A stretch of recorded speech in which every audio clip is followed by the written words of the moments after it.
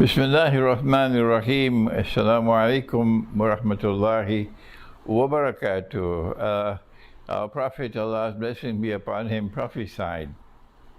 And it's an awesome prophecy.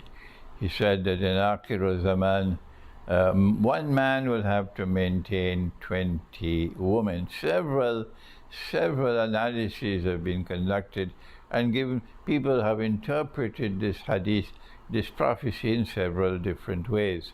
One thing is certain, and that is that in Akhir Zaman there will be lots and lots of women who will be in need.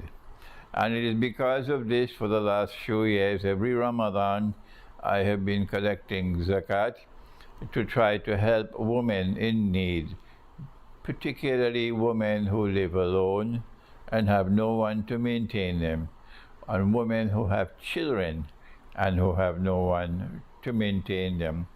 I know it's not yet Ramadan, so you'd not be giving your zakat as yet.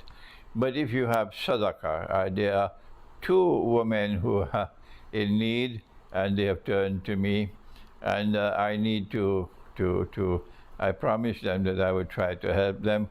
One is in need of medical attention, and the other one, her house is collapsing, and she simply wants to build a room where she can be safe if the house collapses. I have to help her to rebuild her roof, but that's a big job, and that will be taking place later.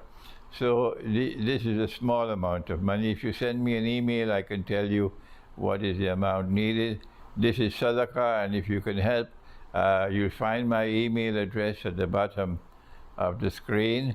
For these two cases, of course, in Ramadan, again, we're making an effort to try to raise funds for women in need, and may Allah bless you for whatever you can assist these two sisters with. Thank you. Wassalamu alaikum wa rahmatullahi wa barakatuh.